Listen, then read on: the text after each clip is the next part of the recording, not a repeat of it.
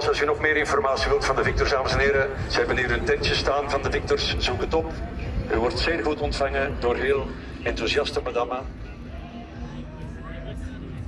Zeker een bezoekje waard.